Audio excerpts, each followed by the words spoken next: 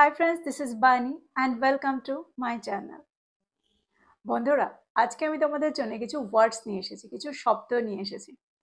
দেখো, মাঝে মাঝে যখন আমরা কোনো কিছু পড়ি, আমরা কিছু কিছু সেন্টেন্সের অর্থ বুঝে উঠতে পারি না, কারণ সেই সেন্টেন্সগুলোতে যে ওয়ার্ডগুলোর ব্যবহার করা হয়েছে সেই ওয়ার্ডগুলোর অর্থ আমরা অন্যরকম জানি, অর্থাৎ অন্যরকম অর্থে আমরা এই ওয়ার্ডগুলোকে ব্যবহার করে থাকি।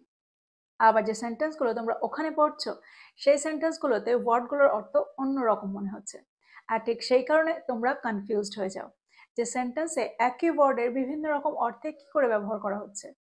তো আজকের এই ভিডিওটার টপিকটা হলো এটাই, অর্থাৎ একটা ওয়ার্ডকে আমরা সেন্টেন্সে ডিফারেন্ট মিনিংয়ে কি করে ব্যবহার করতে পারি, ডিফারেন্ট অর্থে কি করে ব্যবহার করতে পারি, সেটা তোমরা আজকের এই ভিডিওটা থেকে শিখতে পারবে। ভিডিওটা কিন্তু ভীষণ ইম্পর্টেন্ট, তোমরা কোথাও যাবে না, আমার সাথে ভিডিওটা একদম শেষ পর্যন্ত থাকবে। যারা চ্যানেলে নতুন, অর্থাৎ প্রথম আমার ভিডিও দেখছো, তারা প্লিজ চ্যানেলটাকে সাবস্ক্রাইব করে নিও, তাহলে যখনই আমি ভিডিও আপলোড করব তোমরা নোটিফিকেশন পেয়ে যাবে। তো আর দেরি না করে চলো শুরু করা যাক আজকের ভিডিও। প্রথম ওয়ার্ডটা হলো নোভেল। নোভেল, যার অর্থ হলো উপন্যাস। আমরা উপন্যাস অর্থে নোভেলকে প্রায়ই ব্যবহার করে থাকি, কিন্তু এটার অন্য আর একটা অর্থ আছে। আমরা সেন্টেন্সে এই ওয়ার্ডটাকে একটা অ্যাডজেক্টিভ হিসাবেও ব্যবহার করে থাকি। যখন আমরা সেন্টেন্সে নোভেল একটা উপন্যাস হিসাবে সেন্টেন্সে ব্যবহার করি, তখন এটা একটা নাউনের কাজ সেন্টেন্সে করে। কিন্তু যখন আমরা এই ওয়ার্ডটাকে অ্যাডজেক্টিভ হিসাবে সেন্টেন্সে ব্যবহার করি, তখন এর অর্থটা কিন্তু অন্যরকম হয়। তখন এর অর্থটা হবে অভিনব বা উদ্ভাবনী, অর্থাৎ something creative, something innovative. Example দেখো, গত বছর তিনি তার প্রথম উপন্যাসটি লিখেছিলেন। He wrote his first novel last year. He wrote his first novel last year. দেখো, এই সেন্টেন্সে নোভেল কিন্তু একটা নাউনের কাজ করছে। যদি আমি বলি তিনি লাইব্রেরি থেকে উপন্যাসটি ধার করেছিলেন, He borrowed the novel from the library. He borrowed the novel from the library. দেখো, এই সেন্টেন্স দুটোতে নোভেলের অর্থ কিন্তু উপন্যাস বোঝাতে চাইছি। এবার আমরা দেখব এই ওয়ার্ডটাকে আমরা অন্য আর একটা অর্থে কি করে ব্যবহার করতে পারি, অর্থাৎ যখন আমাদের বোঝাতে হবে যে কিছু একটা উদ্ভাবনী বা একটা অভিনব। যদি আমি বলি প্রকল্পটির জন্য তার একটা অভিনব ধারণা ছিল, he had a novel idea for the project. He had a novel idea for the project. তারা সমস্যাটি সমাধানের জন্য একটা অভিনব পদ্ধতি ব্যবহার করেছিলেন। They used a novel method to solve the problem. They used a novel method to solve the problem. আর একটা এক্সাম্পল দেখো, তিনি একটি অভিনব তত্ত্ব উপস্থাপন করেছিলেন। He presented a novel theory. He presented a novel theory. তো এই সেন্টেন্সগুলোর মধ্যে দিয়ে তোমরা বুঝতে পারছো সেন্টেন্সে আমরা নোভেলকে দুটো অর্থে কি করে ব্যবহার করছি। অর্থাৎ প্রথম অর্থটা হলো উপন্যাস, আর নোভেলের আর একটা অর্থ হলো উদ্ভাবনী বা অভিনব। আমার মনে হয় এবার যখন তোমরা সেন্টেন্সে এই দুটো ওয়ার্ডের আলাদা আলাদা অর্থ দেখবে, তখন তোমরা কনফিউজড হবে না। এবার আমরা দেখব অন্য আর একটা অর্থ। পরের ওয়ার্ডটা হলো ডিয়ার। ডিয়ার, দেখো সেন্টেন্সে ডিয়ারের অর্থ আমরা সবাই জানি যে লাভাবেল বা প্রিয়, কিন্তু ডিয়ারকে আমরা আরো আরেকটা অর্থে ব্যবহার করতে পারি, সেটা হলো দামি বা এক্সপেন্সিভ। এক্সাম্পল দেখো, যদি আমি বলি সে আমার একজন প্রিয় বান্ধবী, she is a dear friend of mine. she is a dear friend of mine. পুরনো ছবিটা তার কাছে খুব প্রিয়, the old photo is very dear to her. the old photo is very dear to her. আর একটা এক্সাম্পল দেখো, গানটা আমার খুব প্রিয়, the song is very dear to me. the song is very dear to me. দেখো, এই সেন্টেন্সগুলোর মধ্যে দিয়ে আমরা এটা বোঝাতে চাইলাম যে সেন্টেন্সে আমরা ডিয়ারকে প্রিয় বা লাভাবল এই অর্থে ব্যবহার করে থাকি। এবার আমরা দেখবো ডিয়ারের অন্য আরেকটা অর্থ। দেখো, দুটো অর্থেই কিন্তু আমরা ডিয়ারকে একটা অ্যাডজেক্টিভ হিসেবে সেন্টেন্সে ব্যবহার করছি। ডিয়ারের আরেকটা অর্থ হলো দামি বা এক্সপেন্সিভ, অর্থাৎ এই অর্থে আমরা সেন্টেন্সে ডিয়ারকে ব্যবহার করতে পারি। এক্সাম্পল দেখো, সে ভেবেছিল কোটটা দামি। she thought the coat was dear. she thought the coat was dear. নতুন ল্যাপটপটা দামি, the new laptop is dear. the new laptop is dear. আমার মনে হয় এই ব্যবহারটা তোমাদের অনেকেরই অজানা, অর্থাৎ ডিয়ার এর অর্থ যে এক্সপেন্সিভ, তোমরা অনেকেই এটা জানো না। পরের ওয়ার্ডটা হলো রিসোর্ট। রিসোর্ট, যার অর্থ হলো হোটেল। আমরা অনেকেই জানি যে রিসোর্টের অর্থ হলো হোটেল, কিন্তু রিসর্টকে আমরা সেন্টেন্সে ভার্ব হিসাবেও ব্যবহার হতে দেখি। দেখো, যখন সেন্টেন্সে আমরা একটা হোটেল হিসাবে রিসর্টকে ব্যবহার করে থাকি, সেটা একটা নাউন হিসাবে সেন্টেন্সে কাজ করে, কিন্তু আমরা এই ওয়ার্ডটাকে একটা ভার্ব হিসাবেও সেন্টেন্সে ব্যবহার হতে দেখি, যার অর্থ হয় অবলম্বন করা বা আশ্রয় নেওয়া। সেন্টেন্স দেখো, সেন্টেন্সের মধ্যে দিয়ে তোমরা বুঝতে পারবে। যদি আমি বলি রিসর্টটি শীতকালে খুবই জনপ্রিয়, the resort is very popular in winter. The resort is very popular in winter. তিনি একটি 5 স্টার রিসর্টে কাজ করেন। He works at a 5 star resort. He works at a 5 star resort.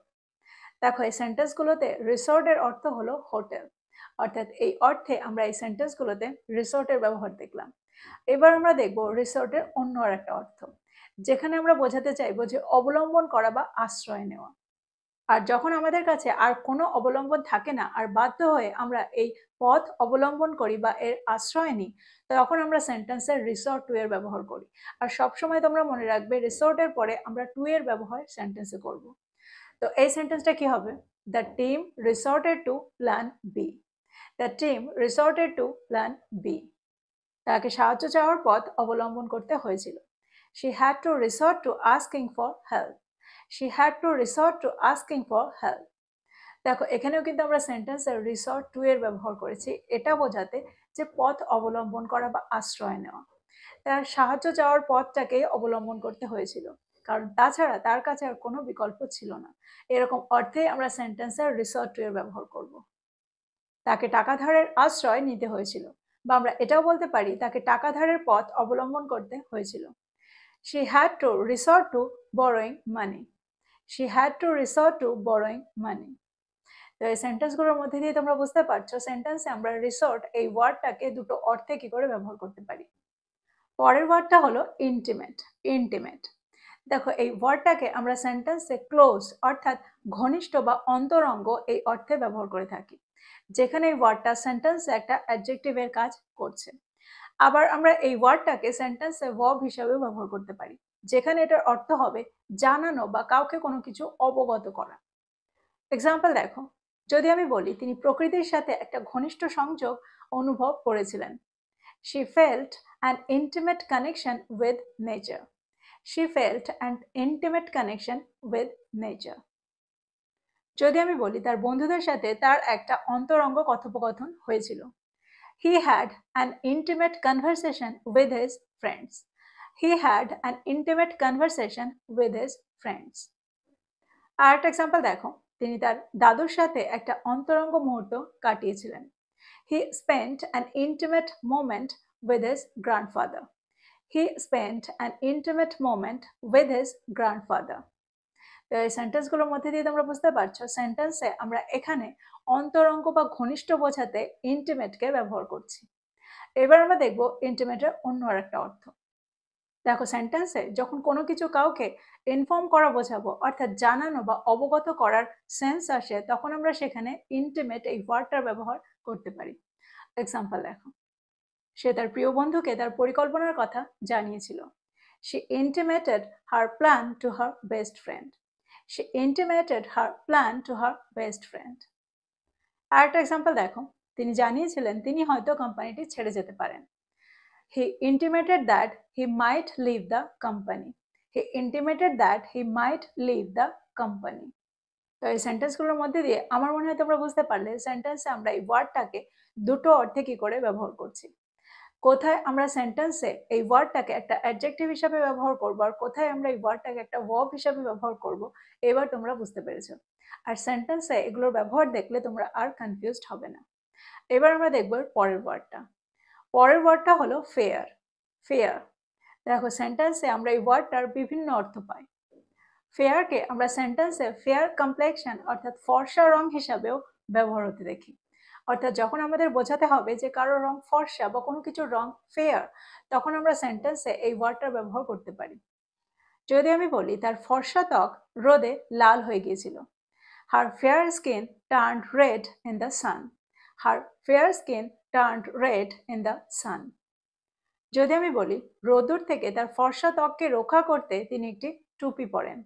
She wears a hat to protect her fair skin from the sun. She wears a hat to protect her fair skin from the sun. তো তোমরা বুঝতে পারছো সেন্টেন্সে আমরা fair skin অর্থাৎ এই অর্থে ফর্সা ত্বক এই অর্থে আমরা এই ওয়ার্ডটাকে ব্যবহার করতে পারি, ফেয়ারকে ব্যবহার করতে পারি। এবার আমরা দেখবো ফেয়ারের অন্য একটা অর্থ। দেখো সেন্টেন্সে ন্যায্য এই অর্থেও কিন্তু আমরা ফেয়ারের ব্যবহার করে থাকি। এক্সাম্পল দেখো, বিচারক ন্যায্য সিদ্ধান্ত নিয়েছিলেন। দ্য জাজ made a fair decision. The জাজ made a fair decision.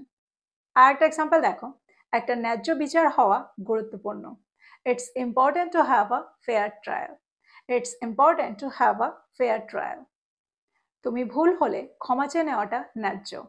It's fair to apologize when you are wrong. It's fair to apologize when you are wrong. তো এই সেন্টেন্সগুলোর মধ্যে দিয়ে তোমরা বুঝতে পারছো সেন্টেন্সে আমরা ন্যায্য এই অর্থে ফেয়ারকে ব্যবহার করতে পারি। ফেয়ারের আরও একটা অর্থ আছে। দেখো ফেয়ারকে আমরা মেলা অর্থে অর্থাৎ মেলা বোঝাতেও ব্যবহার করে থাকি। আমরা প্রায় বলে থাকি আমি বুক ফেয়ারে যাব, বা আমি ফুড ফেয়ারে যাব, আমি ফ্লাওয়ার ফেয়ারে যাব। তো এরকম অর্থে আমরা সেন্টেন্সে ফেয়ারের ব্যবহার করে থাকি অর্থাৎ মেলার অর্থে। যদি আমি বলি আমরা গত সপ্তাহান্তে বই মেলায় গিয়েছিলাম। We went to the book fair last weekend. We went to the book fair last weekend. তারা পার্কে খাবার মেলাটা উপভোগ করেছিলেন। They enjoyed the food fair at the park. They enjoyed the food fair at the park. পরের ওয়ার্ডটা হলো concern. Concern যার অর্থ হলো ওয়ারি। আমরা এই অর্থটাই বেশিরভাগ ক্ষেত্রে ব্যবহার করে থাকি। দেখো যার অর্থ আমরা জানি চিন্তা বা উদ্বেগ, কিন্তু আমরা কনসার্নকে আরও একটা অর্থে ব্যবহার করতে পারি। যদি আমি বলি প্রকল্পের সময়সীমা সম্পর্কে আমরা আপনার উদ্বেগটা বা আমরা আপনার চিন্তাটা বুঝতে পারি। We understand your concern about the project timeline. We understand your concern about the project timeline. আর একটা এক্সাম্পল দেখো, তিনি নতুন নীতিটি সম্পর্কে তার উদ্বেগ লুকাতে পারেননি। She couldn't hide her concern about the new policy. She couldn't hide her concern about the new policy. তো তোমরা বুঝতে পারছো সেন্টেন্সে উদ্বেগ এই অর্থে বা চিন্তা এই অর্থে আমরা কনসার্নকে ব্যবহার করতে পারি। এবার আমরা দেখবো কনসার্নের অন্য আরেকটা অর্থ, যেখানে আমরা এই ওয়ার্ডটাকে একটা ভার্ব হিসাবে ব্যবহার করছি, আর যার অর্থ হলো কোনো কিছু সম্পর্কে অর্থাৎ রিলেট টু সামথিং। তার চাকরিটা গ্রাহক সেবার সাথে সম্পর্কিত। His job is concerned with customer service. His job is concerned with customer service. আর একটা এক্সাম্পল দেখো, তাদের বিতর্কটা ছিল রাজনৈতিক মতাদর্শের সাথে সম্পর্কিত। Their argument was concerned with political ideology. তো তোমরা বুঝতে পারছো এই ওয়ার্ডটাকে আমরা বিভিন্ন অর্থে সেন্টেন্সে কি করে ব্যবহার করতে পারি। আমার মনে হয় তোমরা প্রত্যেকটা অর্থ খুব ভালো করে বুঝতে পেরেছো, আর প্রত্যেকটা ওয়ার্ডকেও খুব ভালো করে বুঝতে পেরেছো। সেন্টেন্সে আমরা বিভিন্ন অর্থে এই ওয়ার্ডগুলোকে কি করে ব্যবহার করছি। তো এই ছিল আজকের কিছু ওয়ার্ড আর তার বিভিন্ন রকম অর্থ। প্রত্যেকটা ওয়ার্ডকে নোট ডাউন করো, প্রত্যেকটা ওয়ার্ড দিয়ে সেন্টেন্স তৈরি করো আর সেগুলোকে ব্যবহার করো। তো এই ছিল আজকের ভিডিও, এই ছিল আজকের টপিক। ভিডিওটা ভালো লাগলে লাইক করতে ভুলে যেও না। So this is all about today. I will be back with another video. Till then, take care. Thank you for watching this video. Bye-bye.